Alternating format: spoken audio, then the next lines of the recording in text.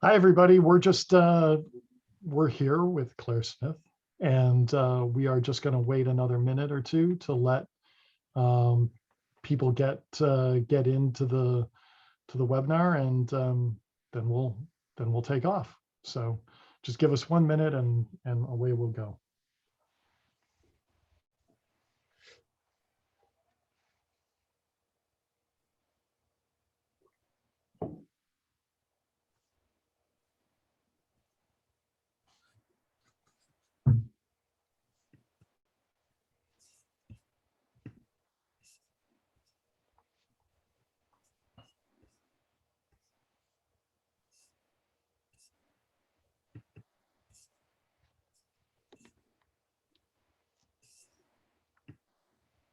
And okay, I think we're ready. I think we're ready to start. People will undoubtedly keep coming, but we'll catch them as we can.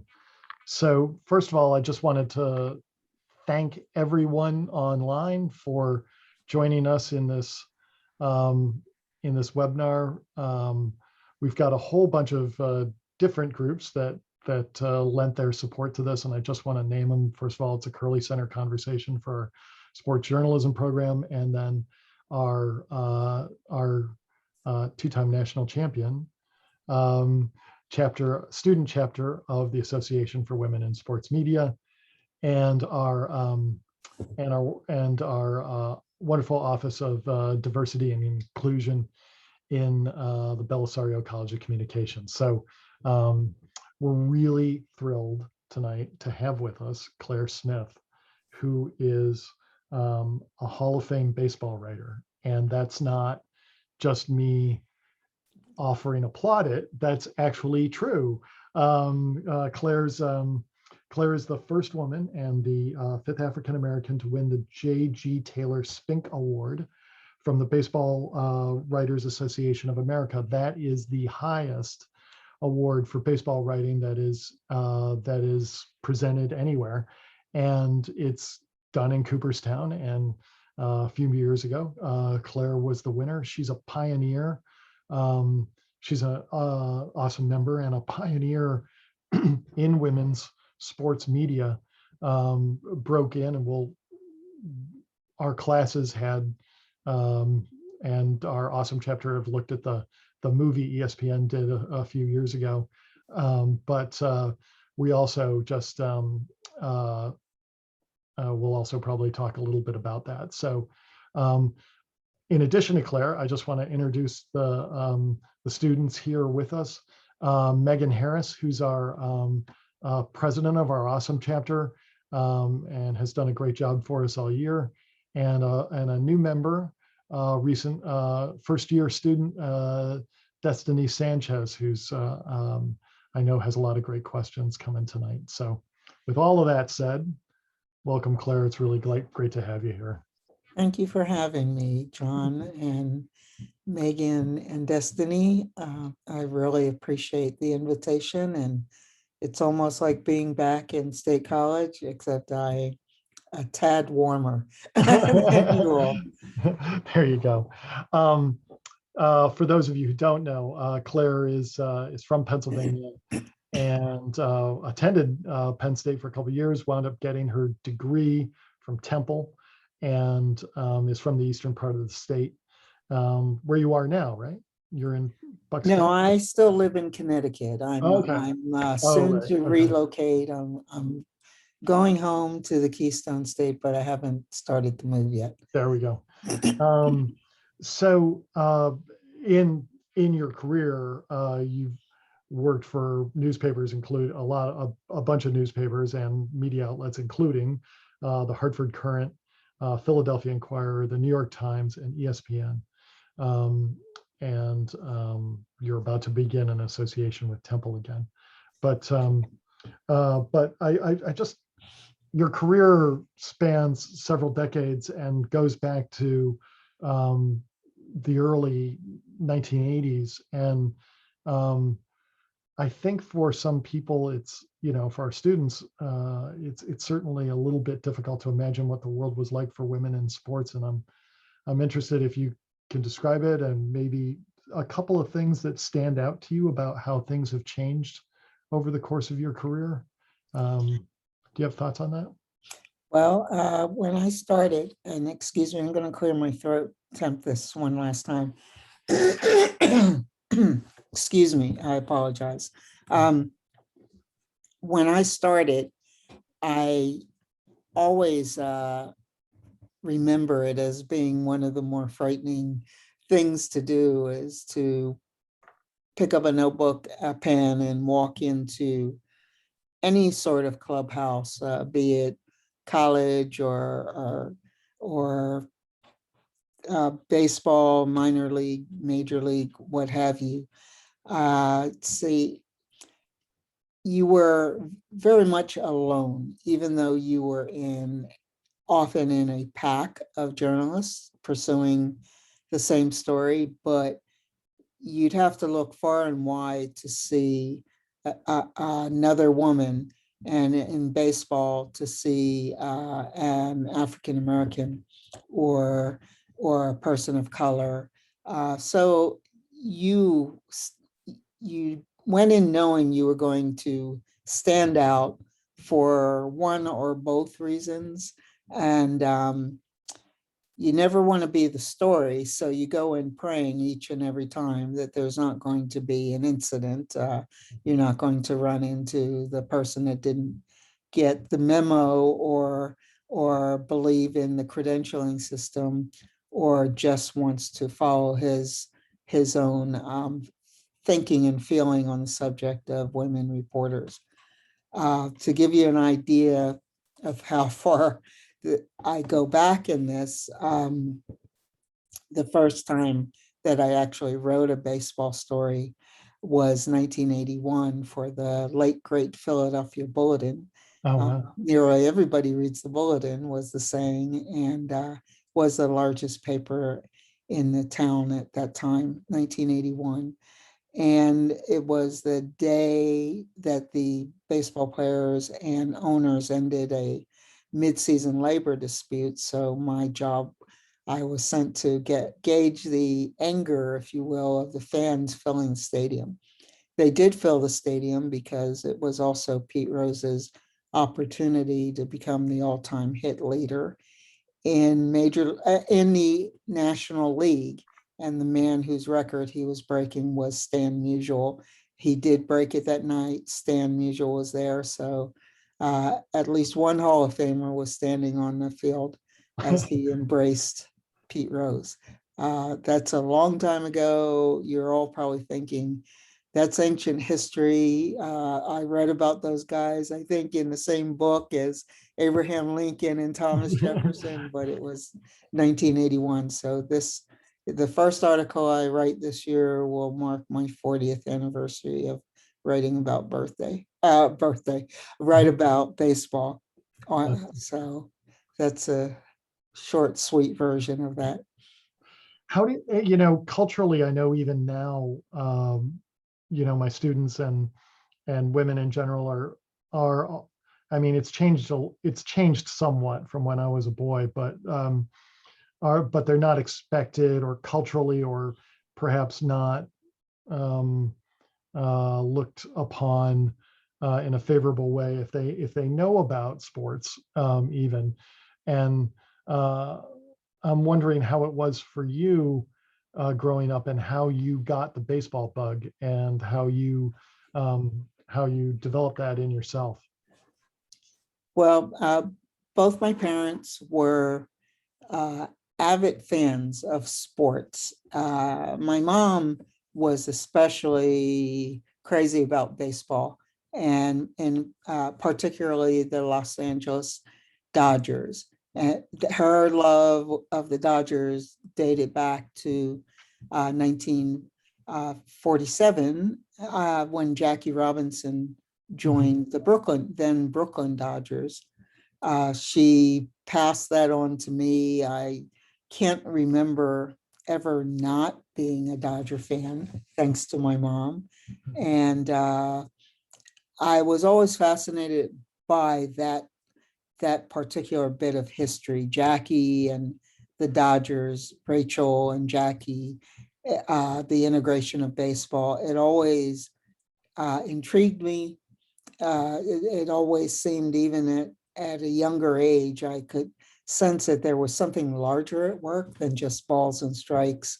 And I always wanted to know more about baseball's intertwining with the history of America before the Civil Rights Movement, what led Branch Rickey to make the move to integrate the game. Mhm. And I guess that's probably when I started asking the questions I later realized were the 5 W's and 1 H of journalism: Sure. what, why, when, where, how. And I always wanted to know why. So I grew up loving baseball, but really loving the Dodgers and loving the role they had played in the sport. Uh, I probably should have taken another hint, strong hint, that when I was in third grade and in Elkins Park, St. James Parish School, the nuns took us down to the basement. They wanted to show us a movie, and it turned out that the movie was the Jackie Robinson story, starring Ruby Dee as Rachel Robinson, but Jackie Robinson playing himself. Oh, wow. It's the first time I ever heard his voice, put a voice to the name. And there was a lot of footage of him playing. And I just, if I hadn't been fully in love before that movie, I certainly was after, because it's just a compelling story. And when you're a child, you're allowed to have heroes. And I had my hero. And long story short, I never let go of that passion I had for baseball for those reasons. And it carried me through until I finally hit myself in the head and said, there's got to be a way to work in this game that you love so much. So I set out to become public relations major and go work in baseball. But at Temple University, to get a public relations degree, you need one journalism course. And that's when it all changed. My world changed. I walked in there, and a wonderful professor, Jacqueline Steck, started teaching. And it was like Moses bringing the tablets down. It all clicked. I said, I want to write about this game. I don't want to work in it. I want to write about it. And that's how it started. That's a great story. That's a great story. Thank you. I'm going to let our students jump in. Megan, do you want to take the first question? Sure thing. Okay, so my first question for you is, we just talked about how you wanted to, write instead of being behind doing PR. So what has been one of your favorite pieces you have had the opportunity to cover in your career? Oh my, I would say hard news journalism. It would have been the 10 days that followed the devastating earthquake of 1989. We started game 3 of the World Series. I was sitting in the upper deck in Candlestick Park when the earthquake hit. And it had to be, in retrospect, the most well covered earthquake, because there were 800 or so print media in the area from other parts of the country, other countries as well. And everybody did what they were trained to do. We were journalists who happened to cover baseball, but we became news reporters, and we spread out all through Northern California to cover the aftermath of the quake while waiting for the series to resume. That was the most fun. The game, as far as fun and concentrating on the game, I would have to say going to London for the 2 games between the Yankees and the Red Sox, and seeing what a major cultural divide there was fascinating. It was akin to putting a baseball bat or a baseball glove in the crib with a million infants, because unlike trips to Japan or Puerto Rico, Mexico, where the countries are well versed in baseball, the English didn't know anything about baseball, and they were really curious about it. And it was fun watching them watch baseball. I don't know if you remember, but the atmospherics were insane, and the Yankees and Red Sox played marathon games with a million home runs, Right. tons of runs scored. Right. The first game, I believe each team had 8 runs after the first inning, and the audience members, the Brits, started to stand up and leave. and we said, no, you have to stay for 8 more innings of this. It's not over. And they were just amazed by the home run balls. I guess they don't hit them that far or that high in cricket. They wanted to know how much Americans loved cricket, and I had to say, well, I don't know if it's quite that way, but it was really cool. That was really cool. That is really great. I just want to I'm going to give it back to you guys in 1 second, but I just wanted to also say to the people who are out in the audience that if you want to dip into the Q&A and ask a question, we're keeping an eye on it. Eric, I saw your question. We'll get to it in a little while. So if anybody wants to jump in with a question, just feel free to write that in Q&A. Destiny, you want to take a shot? Hi, Destiny. Hi, it's a pleasure to talk to you today. Same. I wanted to ask, I watched the documentary that was about you, A League of Her Own, and just where did you pull your strength from, like to continue to pursuing your passion, even through so much resistance and adversity? Well, Destiny, when I started, certainly wasn't the first woman to attempt this. And there was a sprinkling of female reporters throughout the game. And the support that we really, really endeavored to give each other also became just the safe place. Telephone, there was no internet, so we spent a lot of time on the telephone. If we heard of one person having had a serious issue, we'd all try to reach out to her. And a lot of phone calls that started with a lot of tears and anger, frustration, would usually end up in a lot of laughter, a giggle fest. And if it took all night, that's what you did. And just going on the road and meeting these people, putting faces to names, and having the knowledge that kindred spirits on your worst day probably could match that and tell you how they survived that. It was so helpful. Of course, the core source of my support came from my parents. Destiny, the one thing I never, ever forgot was that, again, referencing my worst day in my career could not equal what they went through, because as African Americans, every generation has it a lot easier than the prior generation. My parents were college graduates and usually groundbreakers in whatever they did, wherever they went.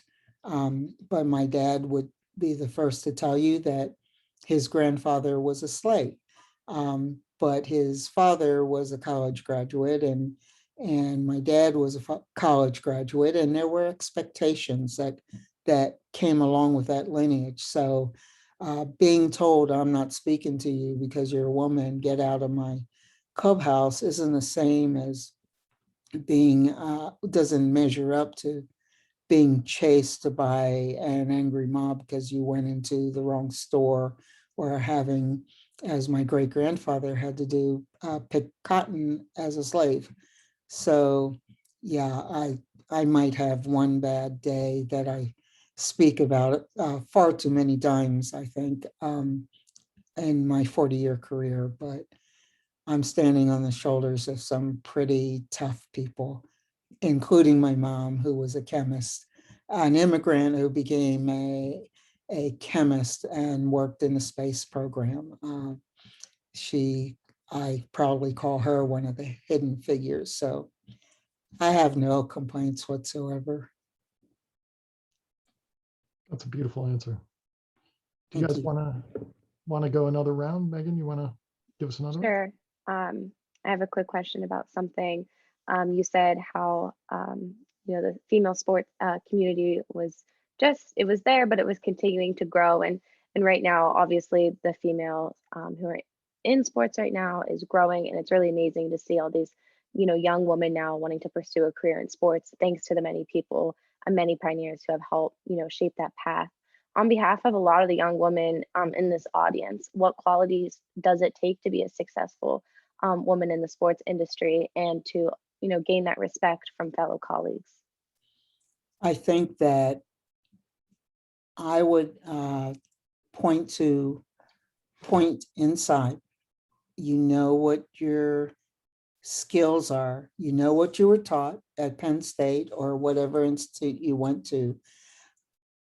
The ability to hang on to those and to focus on what you want without letting anybody know, no matter how impactful they think they are, push you off of that path, or want to whisper to you, well, maybe you need to do this. Maybe you need to change your wardrobe or your hair or your approach. Maybe you need to dumb it down, or maybe you need to do this or that, and fill you with all these things that, if they're not mattering to you, then they shouldn't matter to anybody else. You know what you want to do. Keep your eye on the prize, as they say. And most important, be true to yourself. Sometimes, more than once, I would say in my career, as I was preparing to go to bed or something, I'd look in the mirror and I just kind of think, did I make you proud today, Mom and Dad? Or did we get it right today? And the people that really matter to you, that would have that conversation with you, starting with yourself, that's gonna keep you on the right path. But heaven knows there are going to be people out there who want to change you, people that want to say, try to intimate that if you're not ready to walk the beauty pageant red carpet, then you're not going to make it, because it's all about something other than your journalism skills. There are going to be people that want to do that. There are going to be people that want to imply that you didn't get there because you didn't earn it. With me, it's, oh, that's the new hiring policy. You got that job because you're Black, or you got that job because you're a woman, you got this and that. And they're going to try to just break you down because of what they believe and probably what they fear. You just have to recognize it, crumple it up, throw it over your shoulder, not be deterred by it, but recognize it for what it is, and then say, that's not my problem, that's your problem, and keep going. And just stay true to yourself, and that's going to take you really far towards your goal. Thank you. That's incredible advice. You're welcome. Thank you for asking. Destiny.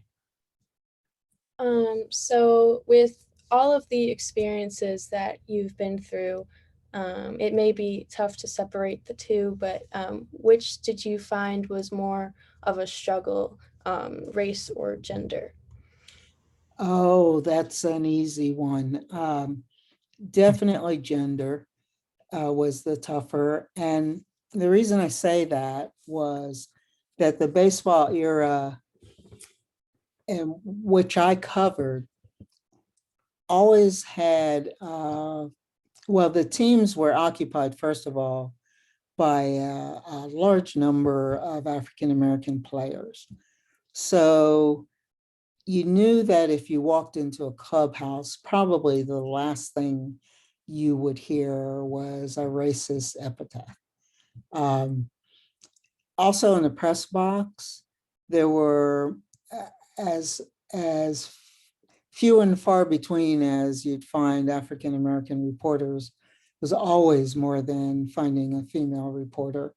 I used to tease my friends in New York City because every once in a while in the front row of the press box at Yankee Stadium, where the major newspapers had their seating, I come in and invariably 1 week of the year, those seats would be occupied by 2, 3, 4 African-American writers, guys. And I used to tease them and say, oh, it must be vacation week and the NBA writers are here to spell the baseball writers. And they'd all laugh because that's what it was. They pick from other sports to come in and spell the baseball writers. Never had that happen in terms of those seats being filled by 2, 3, 4 women at the same time. As far as the players go, the Yankees had a huge number of African-American players when I started covering. And they didn't say anything, but they made it very clear that the saying "not in my clubhouse," it was understood.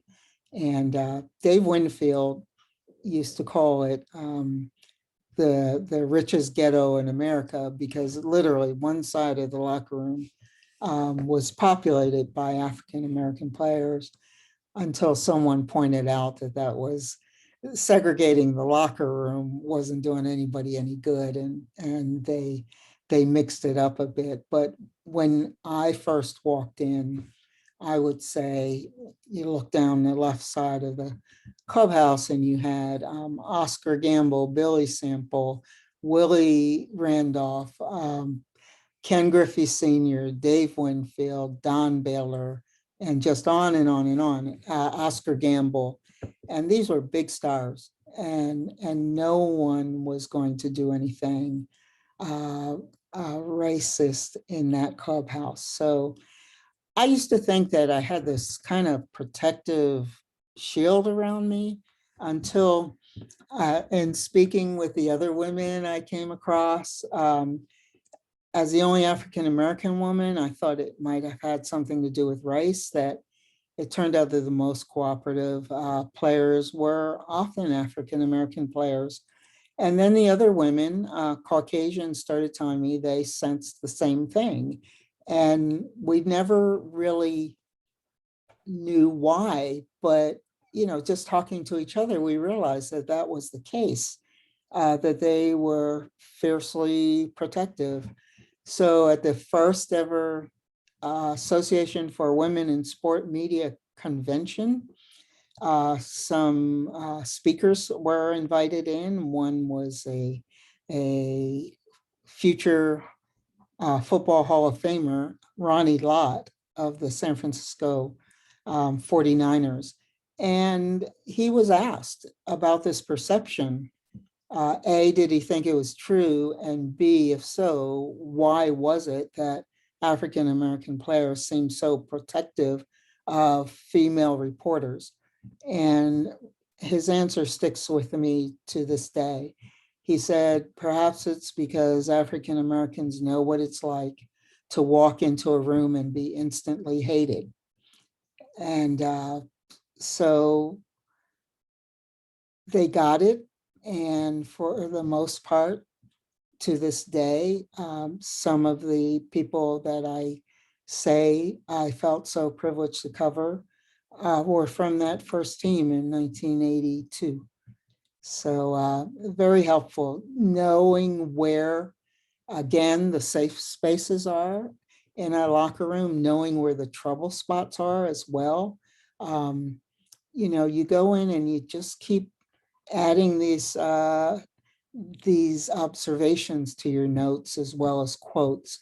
Listen to your fellow writers who will say, when you get to Toronto on the Blue Jays, look out for this person or look out for that person, because they're going to treat you professionally. They're going to give you great quotes. They're going to give you what you need to know, some insights. But watch out for that guy who's at the other end of the spectrum, because he's trouble.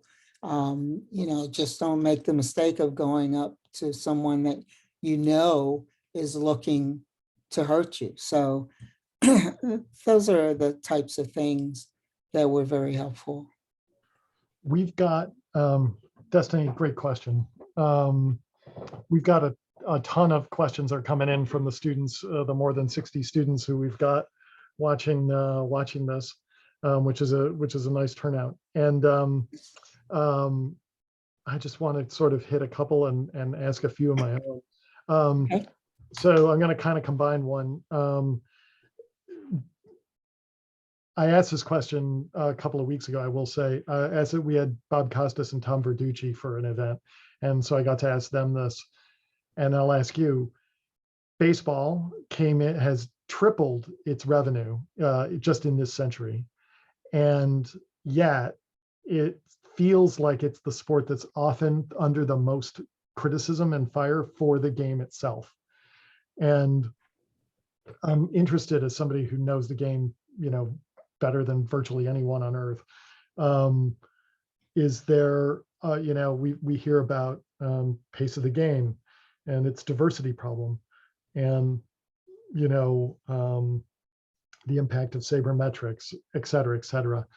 Do you have any thoughts on ways that the game needs to improve, or areas that you think are places that they really need to work on? Well, there's so many levels to that question, but I think that baseball comes under criticism for a unique reason. Baseball is expected to be perfect. Unlike the other sports, the other sports don't carry the mantle of being the national pastime, or they're not played in the house that Ruth built, or Joe DiMaggio's sport, or Ted Williams's sport, Jackie's sport. I know at a point we all wanted to be like Mike, but Mike was replaced by LeBron, and LeBron will be replaced by somebody. But look at the howling that takes place if you try to replace Babe, or even in the non-racist 1970s, if you try to replace Hank. These are hallowed records. Everybody knows them. Everybody worships at a shrine called Cooperstown, but how many people really know where the equivalent Hall of Fames are, or have decided they have to visit them before they die, type thing? Baseball is not a sport. It's a national pastime in the hearts of many. It's why FDR, I believe, asked baseball not to stop playing in World War II, because the US needed baseball more than baseball needed the US, in a sense, or needed its own superstars. It sent Williams and it sent all of these guys off to war. But the president of the United States pleaded for the game to keep going because America needed its pastime to lend credence to the fact that we aren't crumbling. The other thing, I think baseball, on the level of being criticized for being too slow, Billy Martin once told the reporters covering the Yankees, the only people that really, really, really pay attention to the length of games are reporters. And that has to do with your deadline. So I thought, oh yeah, maybe that's true. I don't know, but I thought he had something there. I thought maybe he had something. We also tend to be hypercritical of what ball players do on the field. And I asked the commissioner, Fay Vincent, once, why is that? Why is it that baseball players just get hammered if they take that 3-2 breaking ball for a strike, or if they don't hit the cutoff man and this and that? And his answer fascinated me. He was a former head of Columbia Pictures, and he said, movie stars and rock stars, no one really thinks that they can do what they do. Everybody has stage fright. He said, football players are humongous, and no one really thinks that they could do that for 16 or 18 weeks and not be ground beef by the end of or halfway through the season. Basketball players, no one thinks they can fly like Julius Erving or Michael Jordan or LeBron James. And certainly most people don't top off 6'2", let alone be a short man at 6'7" in the NBA. He said, but baseball, everybody played baseball. And they're absolutely convinced that if the scout had come on the right day, or if their creaky shoulder didn't give out, that they could do what every person on the field does. Because baseball players, if they walk through an airport in civvies, no one looks at them with the same awe that they look at LeBron James or a football player who's 6'7" and just, all muscle and stuff. But he's right. I've walked through the airport with the Yankees when I covered, and no one recognized them until they saw Dave Winfield, who was 6'7". And then they realized, wait, he's an athlete. But no, Don Mattingly could be your insurance salesman, or this guy could be a jockey, or this, they're just not overwhelming in appearance. But my goodness, are they talented? Those rapid fire instincts that they have, the 2010 vision that they sport, the things that they can see that we can't see and respond to, that we would never, we'd get hit in the head every time if we tried to do what they do. But I thought that was a brilliant response to diversity. Baseball will tell you it's more diverse than it's ever been in its history, and the game would be correct in saying that. What happens every April 15th is that we concentrate on African-American percentages, which are falling for, I think, many reasons. But the diversity keeps going up and up because baseball counts people of color, and people of color, it's not the same thing as African Americans. Right. People of color would include Asians and certainly all of Latin America, and maybe even, I don't know, Australians, I'm not sure. But there was even an African player, a fellow from the continent of Africa, playing for the Pirates the last couple of years. The thing is that this young man from Africa, the Pirates had one more African than they had African Americans. And that's where the discussion comes up every Jackie Robinson Day in baseball. What has happened to the African American population? I think there are many reasons for that. Probably could build a whole class and seminar around that. But yeah, there are many reasons for that. Okay. Let me, I'm going to ask one more and then open it up again. And I'll just say to Megan and Destiny, if you want to poach anything from the Q&A, that's also fine. my question is a little bit about, this is for my sports writers out there, tips on interviewing people. If you have certain things that always do this, never do that, Claire's rules of interviewing. Let's, for the sake of it, talk some more about, we're more thinking about one-on-one rather than, how to get a good question in a scrum. Okay.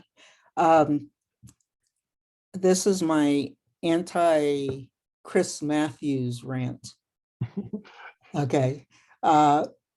Chris always fascinated me because he very seldom asked a question that wasn't a yes or no question.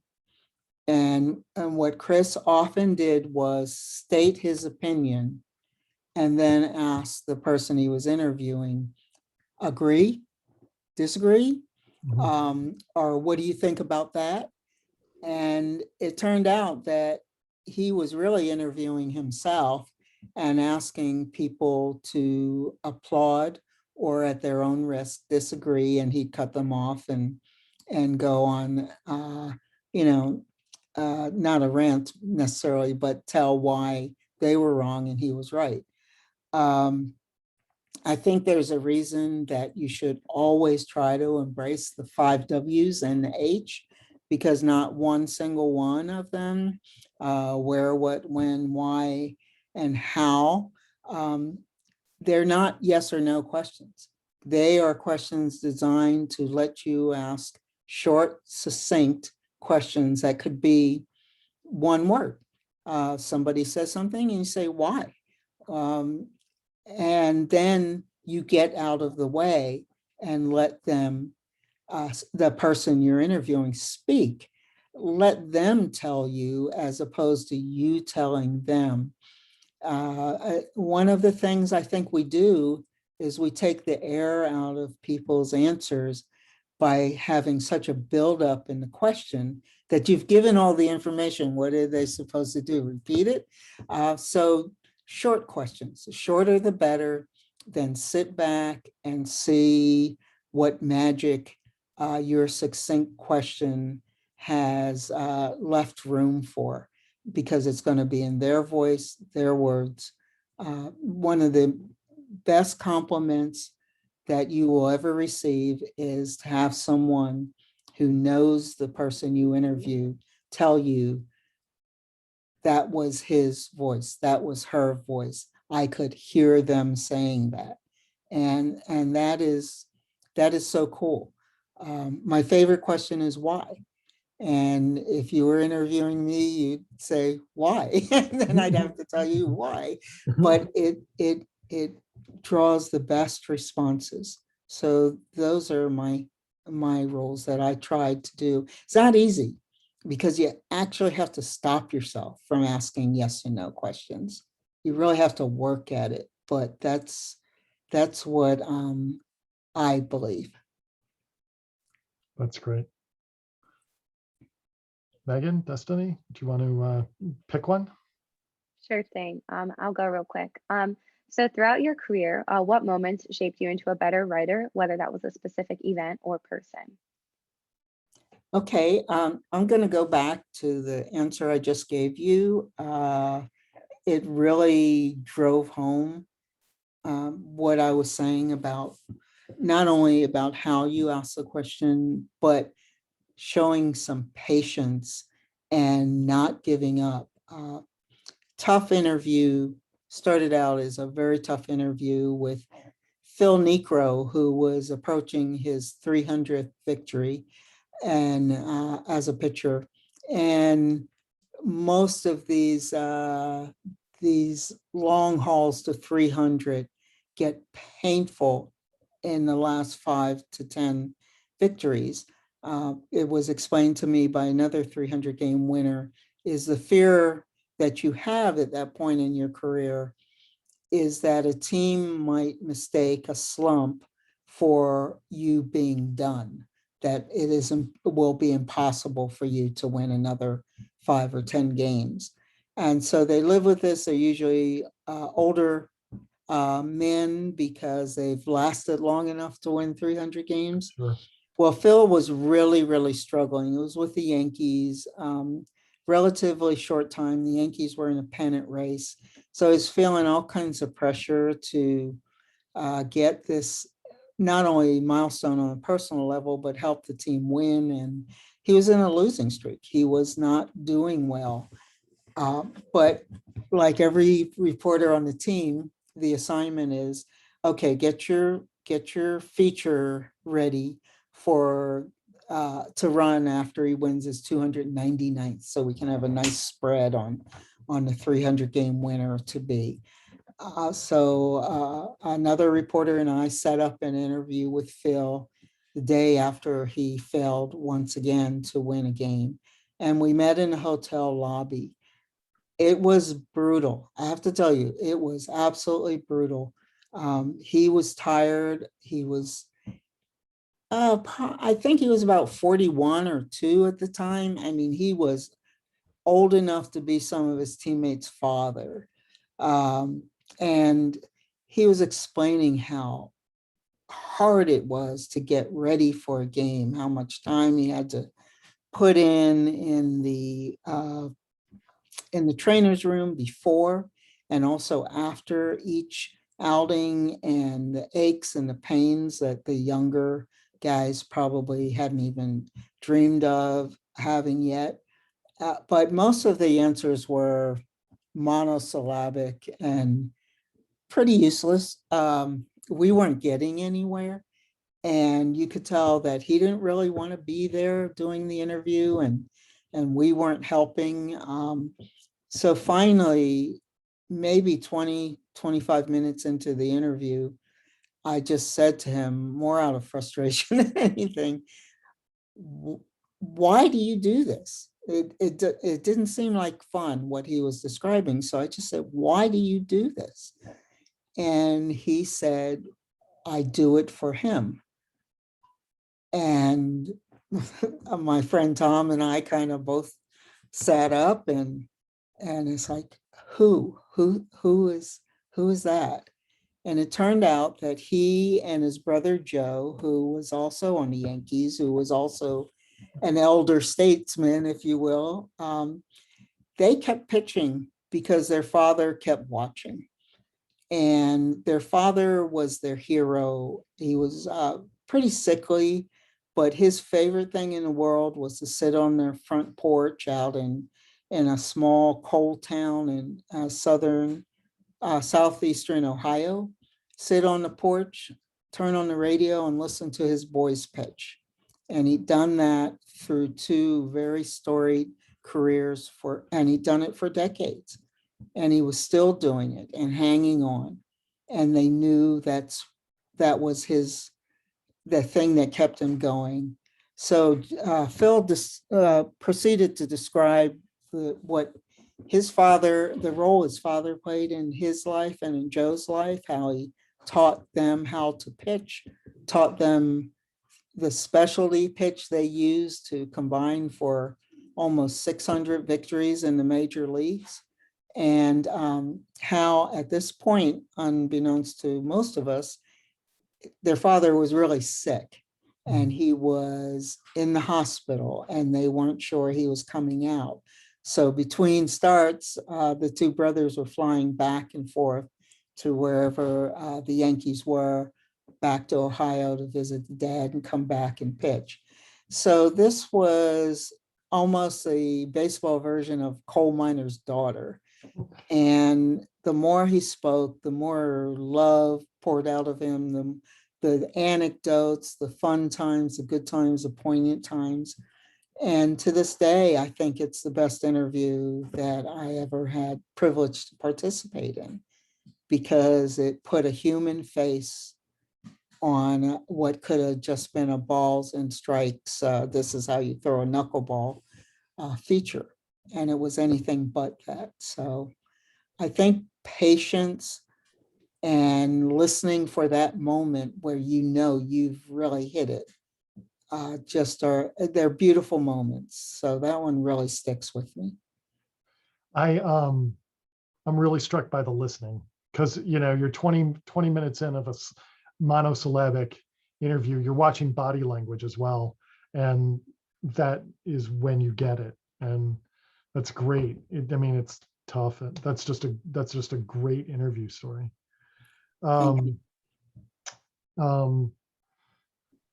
So we've had a couple of questions about the Padres incident and Steve Garvey helping you out, and there was also a question. I'm trying to wrap some things, folks, because we're getting down to time.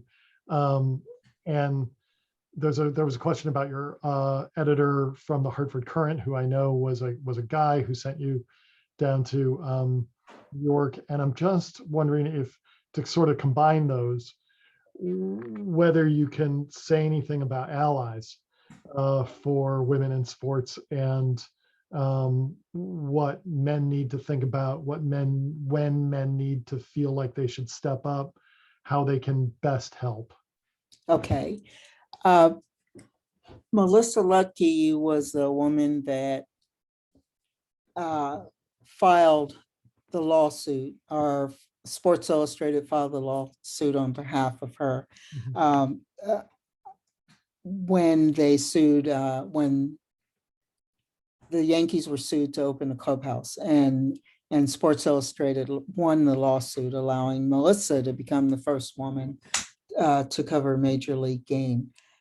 Before she went into the clubhouse, after the victory in court, Yankee officials came to the media room and asked the other reporters to not go in with her, to show their solidarity with the team, that they too didn't believe that women should be in the clubhouse doing this job. And the reporters refused to do that. That's what you call allies. Murray Chass of the New York Times in particular stood up and said, she has a credential. She has every right to be in there along with the rest of us. And they accompanied Melissa into the clubhouse. And as they say, the rest is history. When I was announced as the Spank Award winner, was at the Baseball Writers Association of America's winter meeting at the baseball annual winter meetings. And there were probably 15, 20 women in the room at that point. And I asked them all to come up to the front with me as I spoke, because I know that I wouldn't have been there without them. And it also showed how through a generation or so that there were more in number than there were when I started, maybe 5, count one hand. So there was progress there. But before we finished, I also asked the women to my right and left to give the remaining people in the audience, the men, a hand as well, because our allies were also out there sitting in that audience. And what we accomplished would not have been possible if a team like the Yankees had attempted and succeeded in turning the men against the women. It didn't happen. It didn't work. It never worked. And they needed to be recognized for that they were our allies.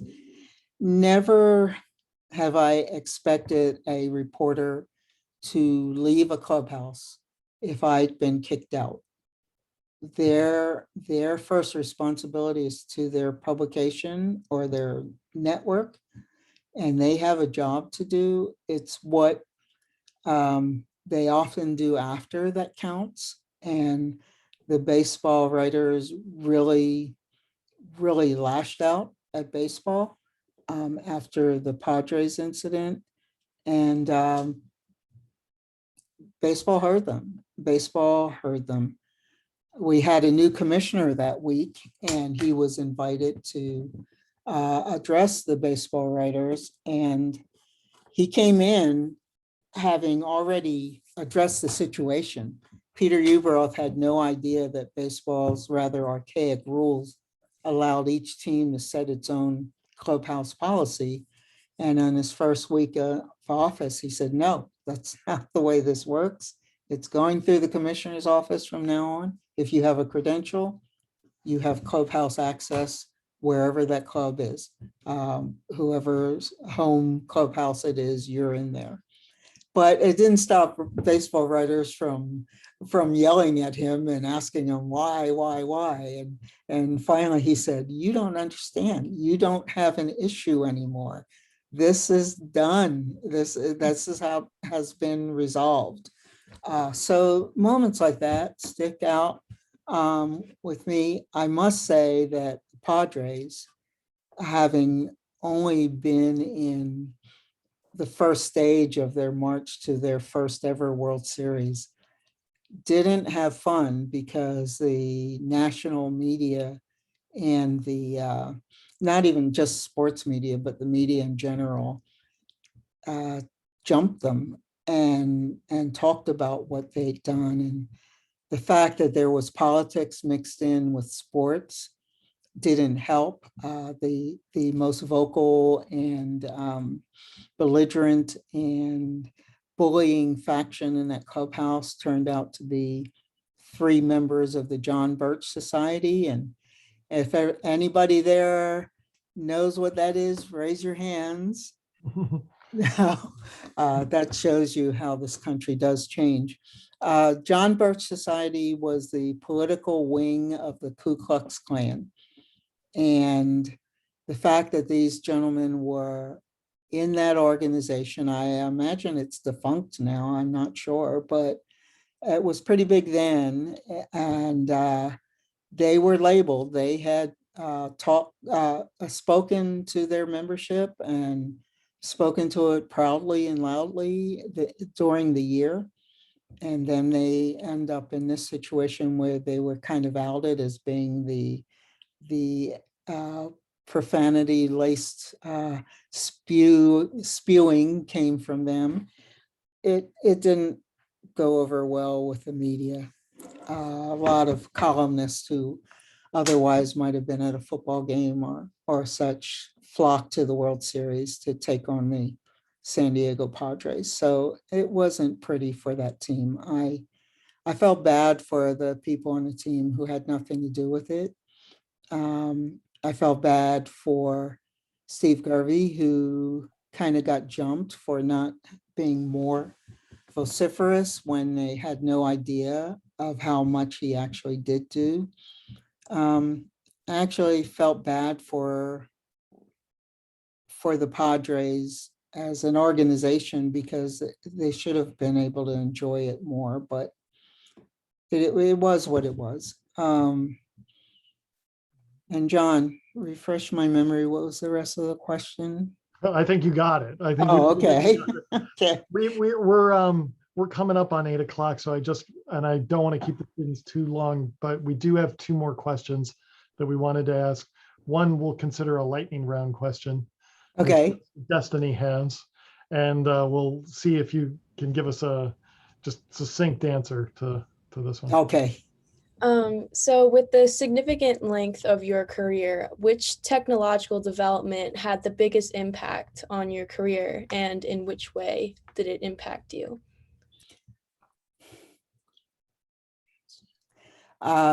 Destiny, I didn't get far enough along as a reporter to actually have to wear all the hats with the recording, with the phone and everything. Switching from the IBM Selectric and the typewriter to the wireless digital probably had the biggest impact. We were always told, though, Destiny, that the more modern the technology, the better our deadlines would be. Oh, we're on the internet. You'll have till 14 o'clock to file your story. Not true at all. So, but it did have an impact. and as a friend of mine always used to say, stories take as long as you have. Yes, they do. Yes, they do. And I we're gonna wrap up with a question from Megan, and I just want to say thanks again to everybody who's out there watching, and I'm sorry we couldn't get to all the questions. And I think we'll all agree we've had a really interesting visit with Claire. We want to respect her time. So Megan, Thank you for hit having me. us. Sure thing. So thank you again, Claire. So our final question is, you've shared so many inspiring and helpful words of wisdom tonight. So to close the event, I'd like to ask if you could share with all of us here the best piece of advice you have been given, or the best piece of advice that you have learned, what would that be? When I first started out, my father told me, and I always believe this was more in reference for being African-American than anything else, but he said, you're always going to have to prove what you're not before you prove what you are. And I think that covers so much in terms of presentation, the way you comport yourself, the way that we'll always be judged differently, what we wear as opposed to some of the ragamuffin clothes that the guys wear. We're going to be judged, just like every anchor on TV is judged, whether male or female, judged in a different way. Proving what you're not, and prove that you're prepared. Hit them with, I like to tell women, hit them with knowledge. Hit them, tell that player you're speaking to that has that look of disdain and what can you ask me that's going to surprise me, that you know more about his career than he does, or you know more about the rule that covers bunting with 2 strikes and so on and so forth than he might, because chances are you do. So just hit them with knowledge. That's great. Claire, you're a treasure. Oh, I feel thank you. like we've all been really, really lucky to get to spend this hour with you. And I appreciate you having me. yeah, and you're welcome up at Penn State anytime. Anytime you want to come on up. I'll come up during football if you guys come down during basketball. There we go. Okay. All right. Thanks all. Thank you so much. Take care. Thank you, And Claire. thanks everybody out there. Will, Claire. Thank you. when you're ready, you can stop the recording. We'll say goodbye.